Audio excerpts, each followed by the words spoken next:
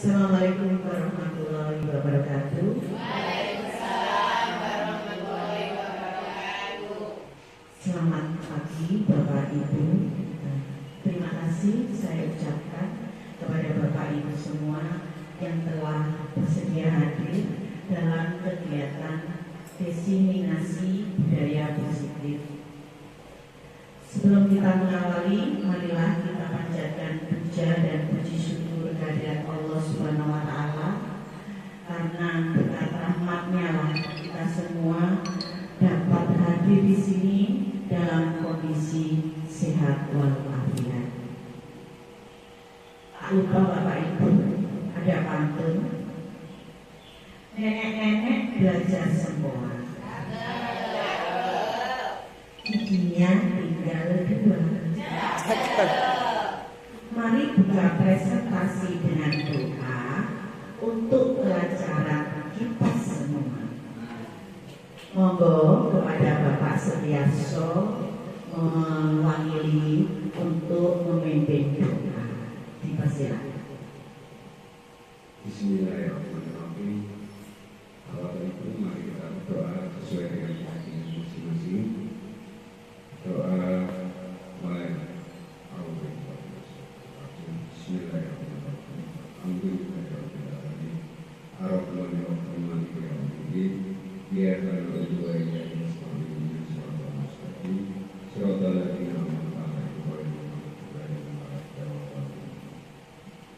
Assalamualaikum warahmatullahi wabarakatuh. Waalaikumsalam warahmatullahi wabarakatuh. Terima kasih Pak So. Baik Bapak Ibu, apakah masih semangat hari ini? Semangat! Semangat hari ini? Pagi luar biasa. Oke, baik Bapak Ibu, pada kesempatan kali ini saya akan mempresentasikan tentang budaya positif.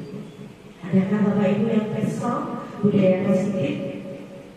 Oke, baik. Saya akan menjelaskan sedikit tentang budaya positif.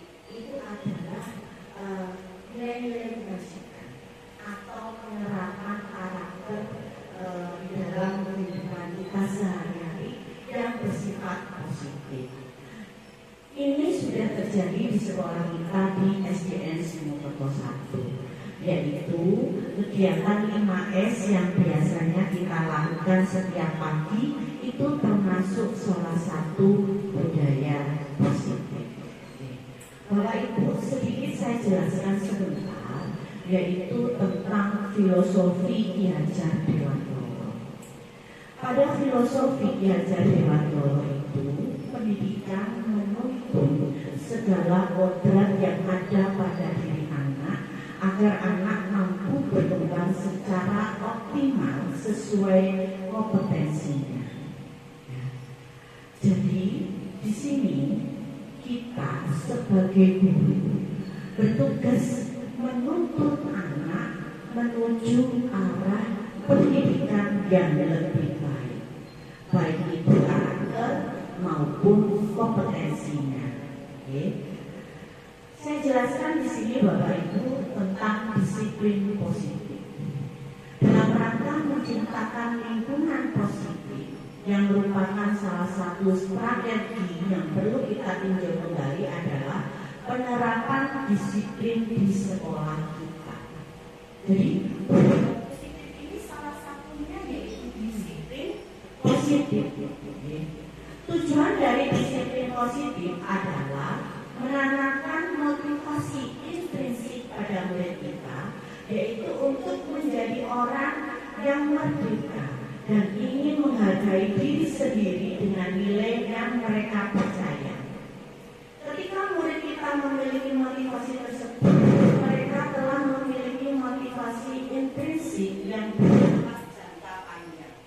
Motivasi yang tidak akan berpengaruh pada adanya hukuman ataupun hadiah. Jadi terkadang Bapak Ibu, ya, kita itu sering sekali berupaya bagaimana sih caranya anak-anak kita itu supaya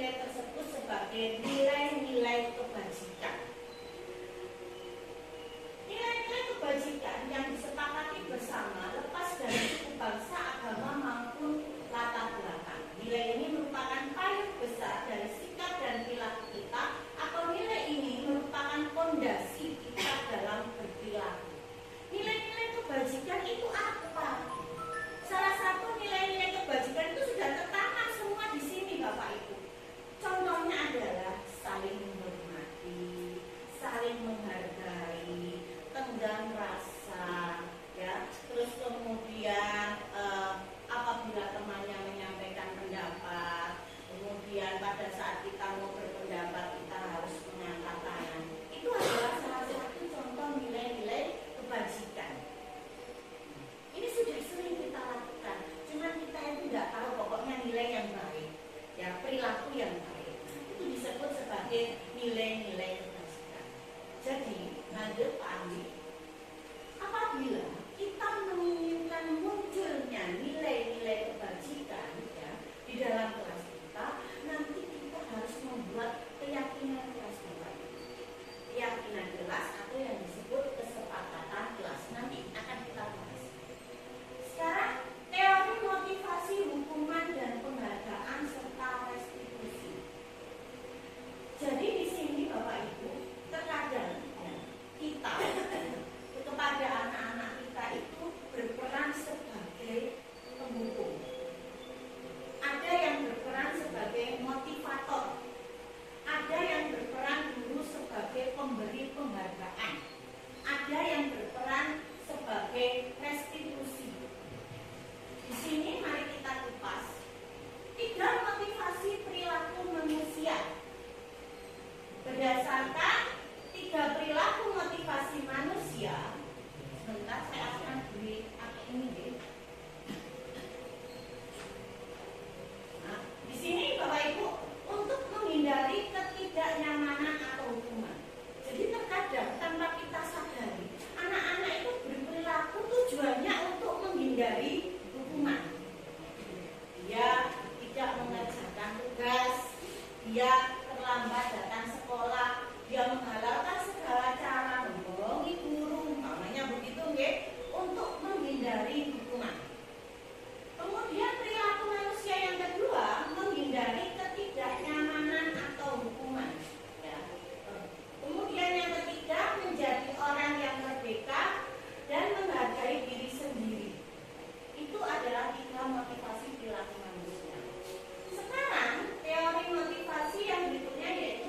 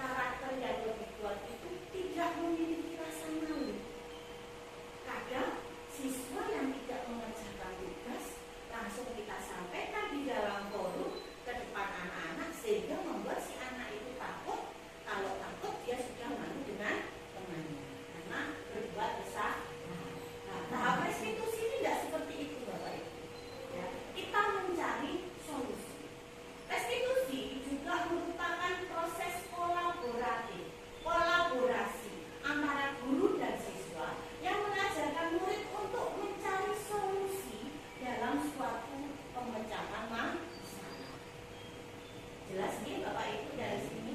Lanjut Pak Andi.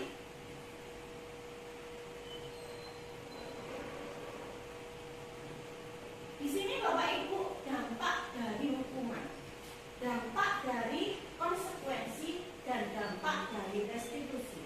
Jadi setelah kita melakukan hukuman, apa kira-kira yang terjadi padanya? Setelah kita melakukan konsekuensi, lalu apa yang terjadi?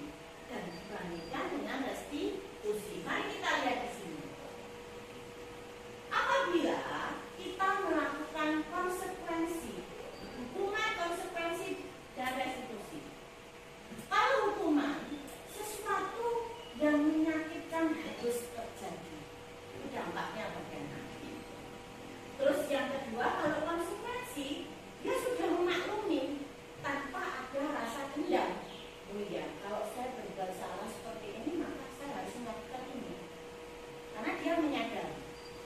Tapi kalau restitusi, di sini guru memberikan pilihan, berupaya menjadi teman, sehingga anak tidak terbebani apabila mereka mendapatkan kesalahan.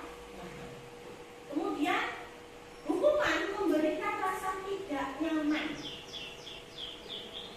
Kemudian kalau konsekuensi sama, memberikan tidak nyaman, tapi dalam waktu jangka pendek. Tapi kalau hukuman dalam waktu jangka panjang, membekas sampai selamanya.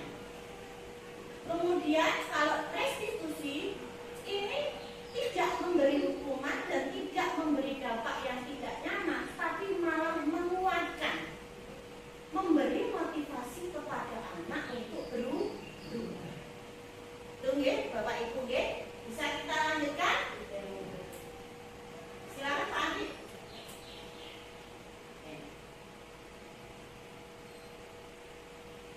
Jadi Bapak Ibu, pada hukuman, konsekuensi, restitusi yang kita berikan kepada anak-anak ini, hukuman itu identitasnya itu dikategorikan sebagai identitas gagal. Artinya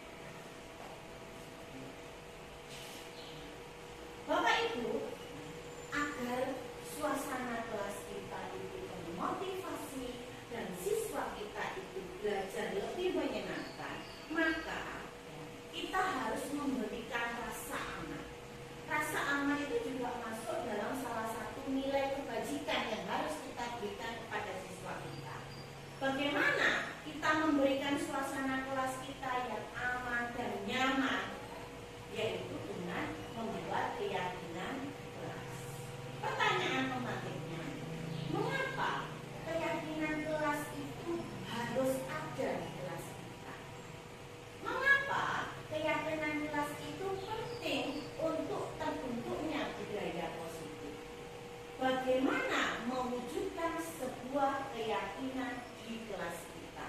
Monggo Pak Andi, silakan lanjut. Baik, saya jelaskan Bapak Ibu di sini pembentukan keyakinan kelas.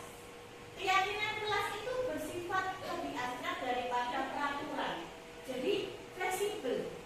Setiap kelas itu belum tentu sama. Ya.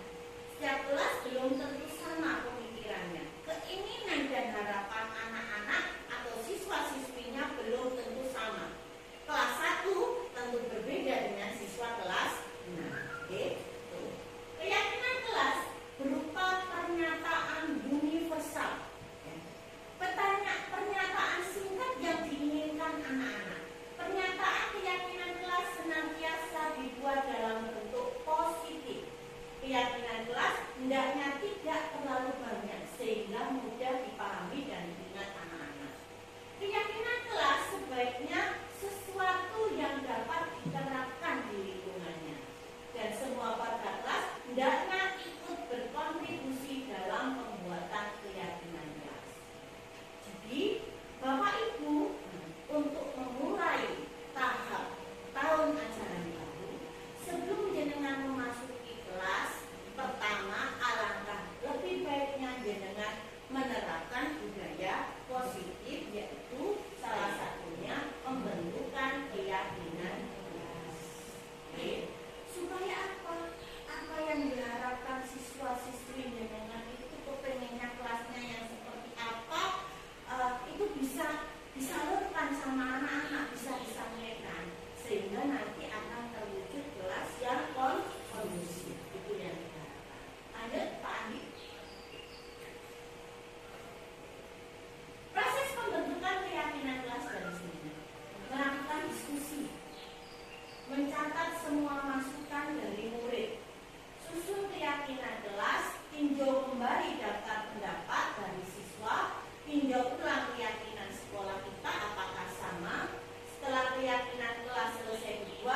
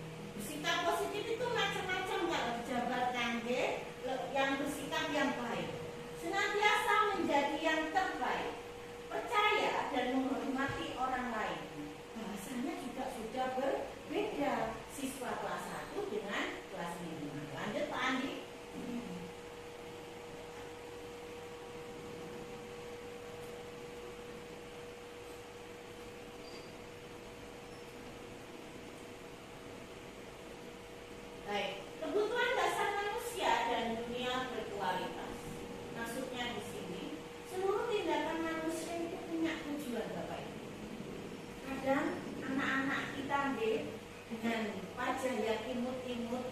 Saya tadi melihat kelasnya Bu Novi itu lucu-lucu ya. Dengan wajah yang imut-imut, apalagi kelas 1, mereka itu bertingkah, kadang lari sana, lari sini. Itu kadang memiliki tujuan. Semua siswa melakukan suatu perilaku itu pasti memiliki tujuan. Entah itu ingin diperhatikan gurunya, ingin dibantu gurunya dalam mengerjakan tugas ya. Nah, itu disebut kebutuhan dasar manusia. Semua yang kita lakukan adalah usaha terbaik kita untuk mendapatkan apa yang kita inginkan. Ketika kita mendapatkan apa yang kita inginkan, sebetulnya saat itu kita sedang memenuhi satu atau lebih dari kebutuhan dasar kita, yaitu kebutuhan untuk bertahan hidup, kasih sayang dan rasa diterima, kebebasan, kesenangan, penguasaan. Ini adalah kebutuhan anak-anak yang tanpa kita sadari. Tapi kalau kita sudah melihat wajahnya, perilakunya, oh iya ternyata anak ini kebutuhannya ini. Kadang suka lari-lari, loncat sana, loncat sini, mukul temannya. Tujuannya hanya untuk diperhatikan. Biasanya ada yang seperti itu. Ketika seorang murid melakukan perbuatan yang bertentangan dengan nilai kebajikan atau melanggar keyakinan, sebenarnya dikarenakan mereka gagal dalam memenuhi kebutuhan dasar mereka. Jadi keinginannya itu tidak terwujud. Akhirnya disalurkan kepada apa yang ingin dia lakukan untuk mewujudkan kebutuhan dasarnya. Ngerti nggih Bapak Ibu nggih? Kita lanjutkan.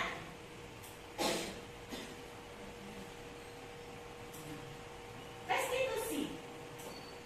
Pada tahap restitusi ini kita memiliki 5 posisi kontrol Bapak Ibu. Yang tadi sempat kita bahas tentang teori penghukum.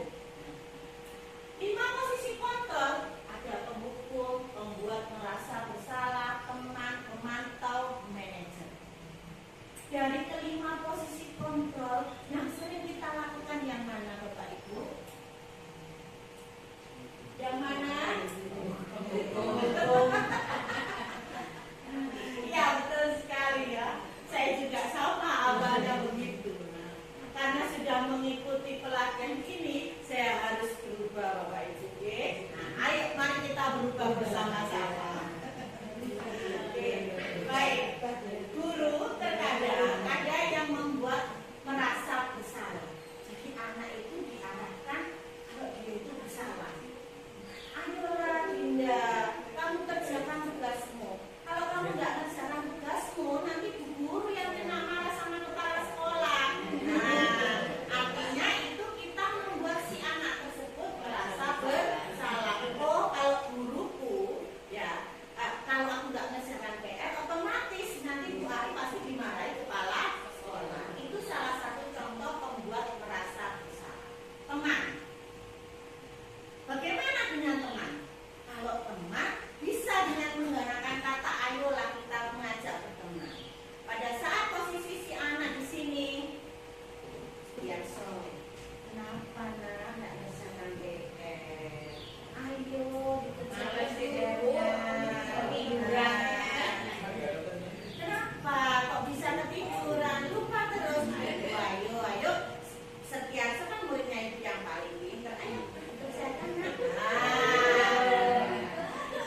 Jadi kita harus akrab ya, lebih akrab sehingga si anak tersebut tidak merasa seperti orang dihukum, dimarahi. Nah, kita harus membuat merasa berteman.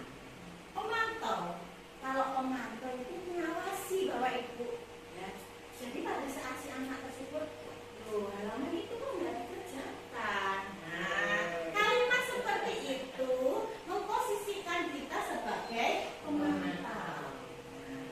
Kemudian yang ini manajer. Manajer inilah yang nantinya harus kita lakukan, memanage dengan menggunakan pendekatan restitusi. Jadi kita jadi teman. Terus kemudian setelah kita menjadi teman, kita memberikan solusi. dulu. Kira-kira keyakinan apa yang sudah kamu lakukan tadi, yang sudah kamu langgar? Oh iya Bu, keyakinan yang sudah saya langgar itu tadi mencoret, tidak menjaga kebersihan, yaitu mencoret-coret lampu. Ya. Nah, sekarang kalau kamu sudah mencoret lampu, tahu apa yang kamu lakukan? Kira-kira. Nah, saya akan hapus Bu. Oh, tepat sekali. Alangkah lebih baiknya. Nah, itu yang harus kita sampaikan. Kalau kita berperan sebagai manajer. Lanjut Pak Andi.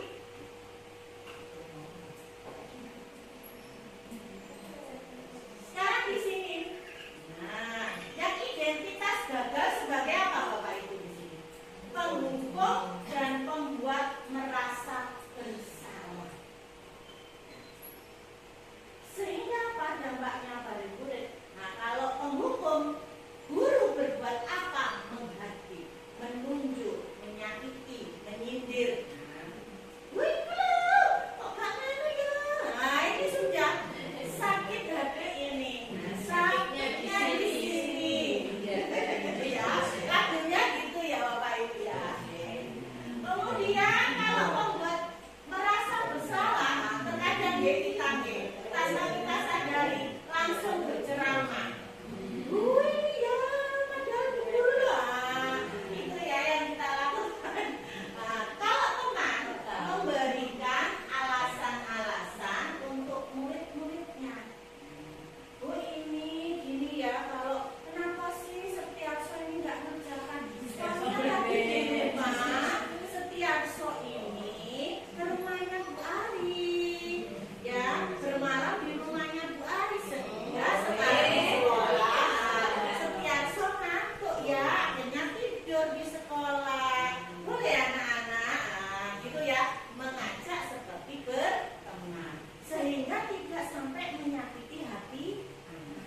Tadi Bapak Ibu memantau, menghitung dan mengukur. Jadi kalau misalnya itu tadi ya, ayo itu belum dikerjakan, tapi nadanya bukan memarahi, menyuruh, hanya mengingatkan.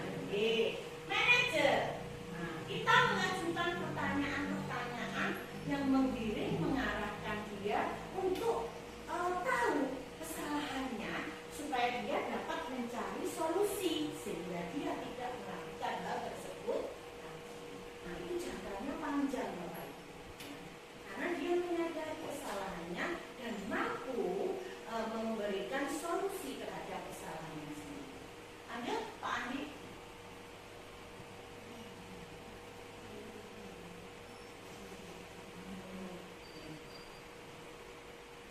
Ini yang murid, kalau tadi guru nih Bapak Ibu. Hasilnya kalau penghukum, kalau kita sebagai penghukum pasti murid akan memberontak, ya, semakin dendam, marah. Kalau kita suruh, misalkan dia sudah menjatuhkan air di meja, langsung kita buka, besok dia akan melakukan itu lagi, karena dia dendam, marah. Terus kemudian membuat merasa bersalah, karena dia takut akan konsekuensinya, dia sadar tahu, maka yang dilakukan adalah menyembunyikan permasalahannya. Hal buruk yang sudah dilakukan, kesalahannya pasti akan dia sembunyikan. Kemudian berikutnya adalah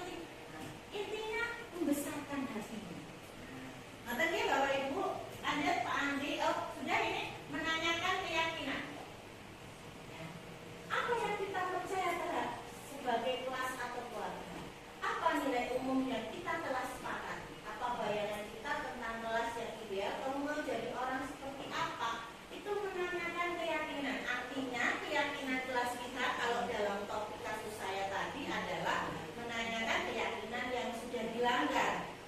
Terus kita memberikan, nah dari keyakinan sudah dilanggar apa yang akan dilakukan oleh Kesha. Terus langkah-langkahnya gimana? Oh, saya akan melakukan minta maaf dulu kepada itu. Terus selanjutnya apa yang akan Kesha lakukan? Saya tidak akan mengulangi lagi dulu dan saya akan berbuat baik. Kalau Revito mau nyontoh lagi tidak saya perbolehkan, Bu. Maka saya akan mengajari Revito bagaimana caranya dan yang bagusnya. Kalau misalkan nanti Revito begitu lagi, saya nggak akan marah-marah, Bu. Saya akan menahan diri dan menyampaikan ke guru yang ada di dalam kelas. Itu dia menanyakan keyakinan yang akan dia lakukan. Solusi apa yang akan dia gunakan. Maka Bapak Ibu, baik Pak Andi, lanjut.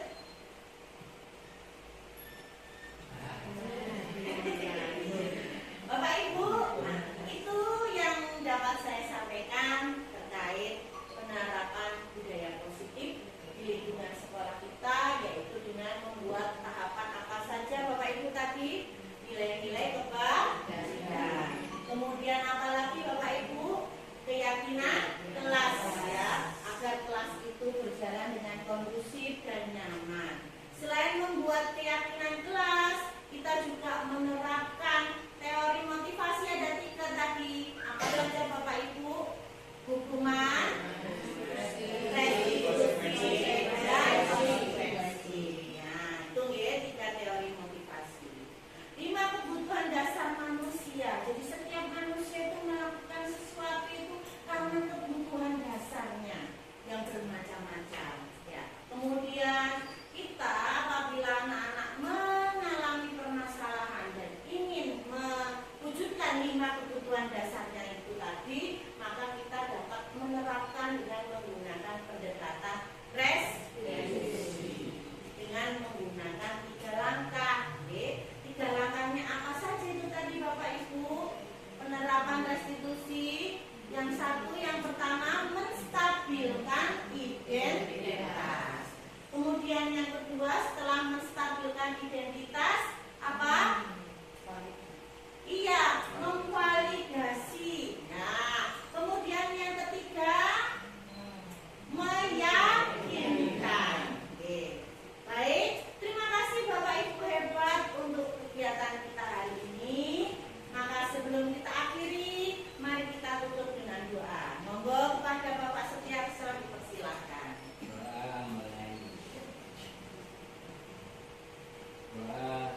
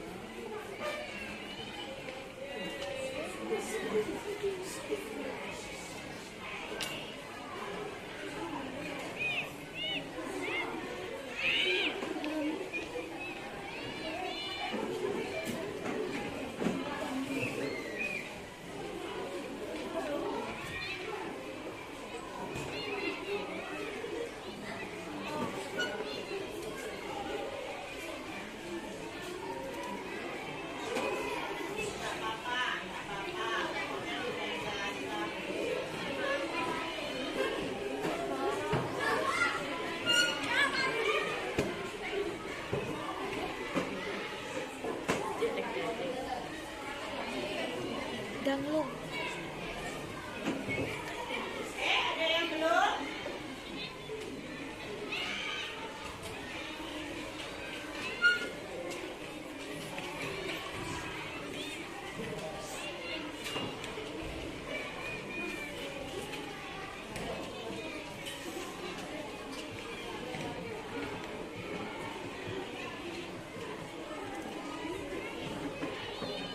Sudah semua? Sudah ditempel? Baik, anak-anak adakah yang mau membantu Bu Ari membacakan kesepakatan kelas yang sudah ditulis oleh teman-teman kalian? Siapa kira-kira yang mau membantu Bu Ari membacakan di depan? Ada? Ayo, silakan. Ya, saya silakan. Terima kasih saya. Silakan di depan. Apa saja ini kesepakatan yang di. Baik, selanjutnya yang kelima apa anak-anak? Berkata jujur. Penting tidak kalau berkata jujur? Sangat penting ya, berkata jujur. Selalu berkata.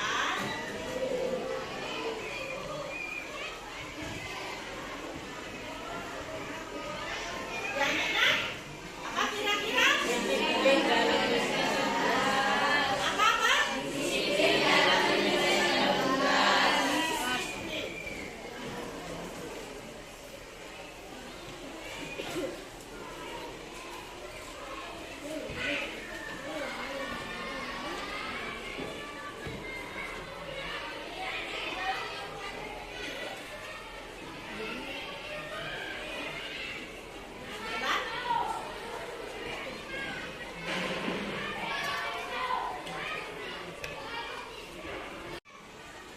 Baik, selanjutnya yang ketujuh apa anak-anak?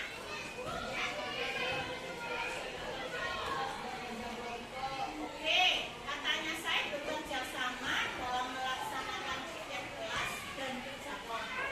Setuju anak-anak? Kita tulis ya. Bekerja sama apa saya?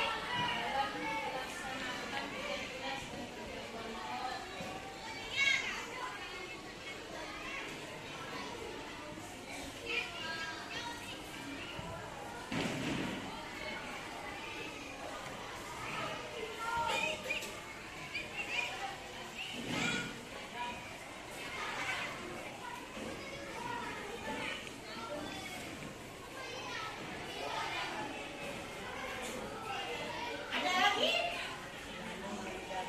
Ada lagi? Apa ada? Selalu menjaga kebersihan di kelas dan lingkungan sekolah. Setuju anak-anak? Kalau kelas kita bersih, suasana belajar menjadi lebih nyaman ya. Coba tekan, ulangi lagi selalu. Menjaga kebersihan di dalam kelas dan lingkungan sekolah.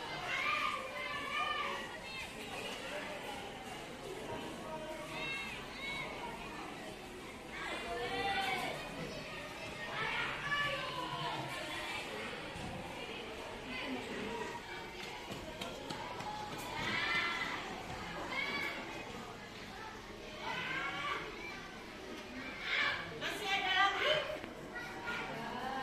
Sudah cukup? Sudah cukup? Baik. Kita beri aplaus untuk keyakinan kelas.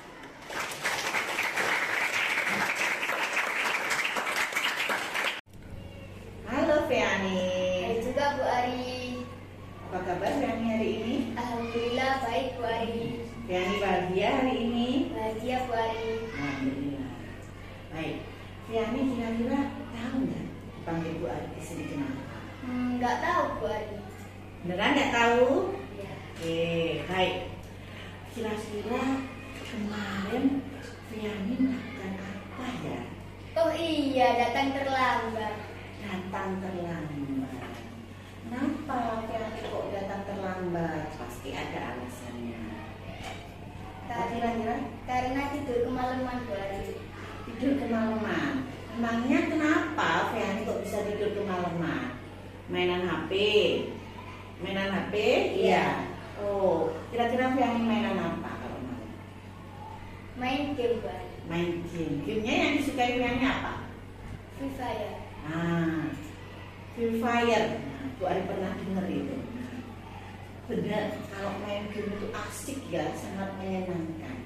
Sehingga Fiani akhirnya lupa apa? Lupa waktu, iya kan? Nah, tidak terasa akhirnya sampai malam. Nah, kemarin itu Fiani sampai jam berapa memang kalau malam? Sampai jam 11 Bu Ari. Sampai jam 11. Kira-kira itu malam apa enggak?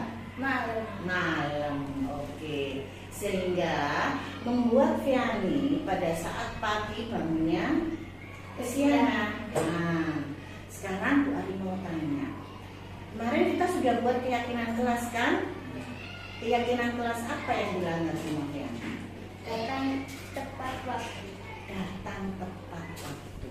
Kita sudah membuat kesepakatan, kita sudah membuat keyakinan. Yang paling utama adalah datang tepat waktu ke sekolah. Ya, itu yang dilanggar. Fiani tahu atas kesalahannya itu tadi? Tahu Bu Ari.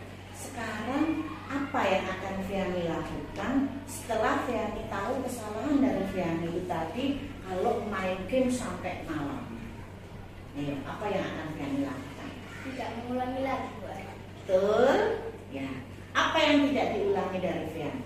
Main game terlalu malam.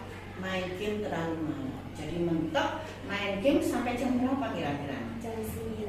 Jam 9. Insya Allah kalau nanti Fiani tidurnya sampai jam 9 malam, mulai tidur jam 9 malam, insya Allah nanti paginya Fiani itu nggak akan terlambat. Oke Fiani? Fiani bisa memperbaiki dirinya? Bisa. Oke, tetap semangat Fiani untuk belajar dan sukses selalu. Terima kasih Bu Ari. Sama-sama.